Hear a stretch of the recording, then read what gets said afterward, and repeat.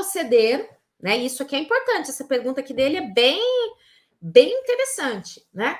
Como proceder quando você chega para o empresário ou para falar com o contador e ele fala assim, não, já vieram outros advogados falar disso aí para mim e eu já estou conhecendo essa tese. Eu perguntaria para eles, Ramires, e por que você não tomou nenhuma medida? Porque das duas, uma.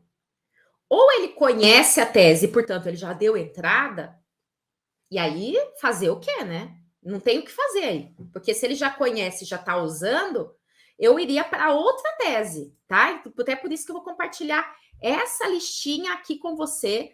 Todas elas a gente tem lá no curso, tá bom? Claro, elas não estão nessa sequência assim, porque eu divido o curso em módulos conforme os tributos. Então, primeiro é da folha de salários, depois são as de PIS e COFINS, né? E depois as de ICMS, Simples Nacional, até... Então, a gente vai indo, mas no corpo do curso vamos tratar de todas essas teses aqui, né? E como ele é sempre atualizado, inclusive outras que vierem a surgir. Mas olha só, você tem 20 teses aqui. Né? Então, quando você chega para o cliente com uma tese, e aí ele fala assim, ah, não, essa eu já tenho, fala assim, bom, então vou pegar aqui na minha lista e vou tentar identificar alguma que ele não tem. Se ele já tiver todas, aí fazer o quê? Ele já deu entrada em todas. Mas eu, nessa posição dele, fala assim, eu já conheço a tese, e ele não entrou com a tese, não começou, não fez a recuperação, nem administrativa, nem judicial, conhece, mas não deu trela para quem foi lá apresentar, eu perguntaria, mas se você conhece, por que é que você não está fazendo uso dela? Seria essa a minha pergunta. Seria isso. E aí, a partir dessa pergunta, é que eu vou desdobrar para outras. Por quê? Porque aí ele vai me dizer qual é a objeção dele. Se ele não deu entrada nessa recuperação administrativa, nessa recuperação judicial, apesar dele conhecer, porque só o conhecer não basta. Porque às vezes ele sabe que existe, mas ele tem medo. É isso que na maioria das vezes acontece. Ele tem medo de alguma coisa. Ele está desconfiado de alguma coisa, nem que seja aquilo assim, não, isso é bom demais para ser verdade. Então ele tem medo de que o fisco venha atrás dele.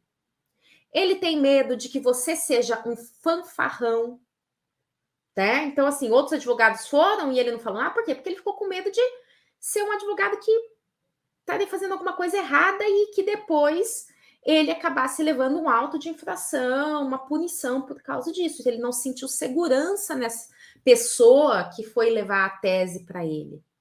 Né? Ele tem medo, se é para entrar com a ação, ele tem medo de que ao entrar com essa ação, ele perca, e aí se ele perder, ele vai ter um custo, ter um risco, né? Eu paro de pagar agora porque eu tenho a liminar, mas depois de 5 anos essa liminar cai e aí eu tenho que pagar tudo. Então, Ramires, a minha sugestão para você é descobrir, ou seja, é a reunião, é o bate-papo ali, sempre muito aberto, para que eles falem. Porque você vai mencionar a tese. E aí eles vão dizer assim, tá bom, você já conhece? Então, por que que... Mas então, qual o motivo por que vocês não deram entrada nisso daí? Qual é esse motivo? E aí vamos afastar essas objeções. Nem que não seja naquela primeira reunião, mas em várias reuniões, em vários e-mails, em várias mensagens. Eu acho que o fisco vem atrás de mim.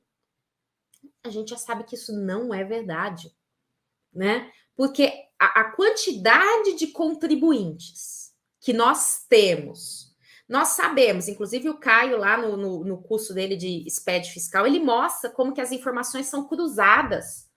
Pode, inclusive, dar um print num daqueles slides, né?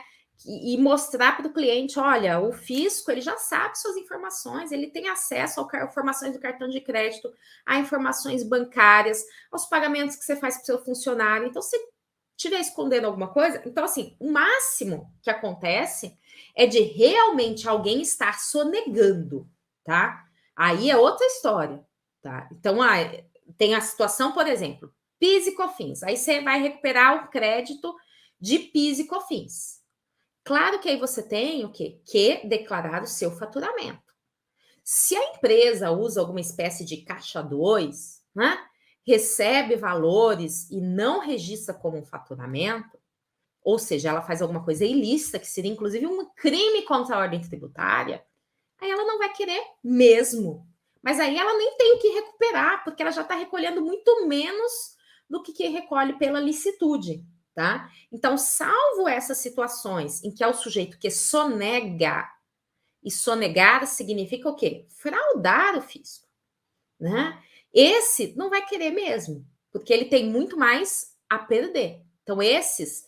Mas cá entre nós, por mais que às vezes até a mídia, né, divulgue como o empresário é sonegador, isso, aquilo, a grande verdade é que não é. Por quê? Porque hoje as obrigações acessórias e essas informações, elas estão de um jeito conectadas que para ele sonegar, ele tem que fazer uma fraude. Ele tem que ser realmente, né? Não é só um inadimplemento, não é só um deixar de pagar, tá? Então, assim, hoje, se ele deixa de pagar, o fisco descobre isso, por esse cruzamento de dados, né?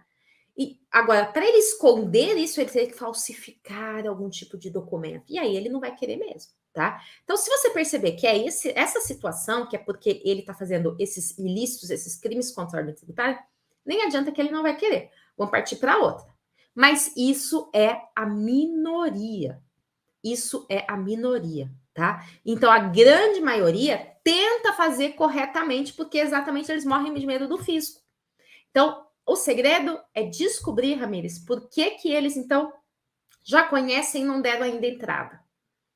E aí, quebrar essas objeções uma a uma, né? Mostrando que não tem sentido esse medo. Se ele tem risco de, depois eu vou ter umas custas muito grandes para pagar, eu perco, eu tenho custas.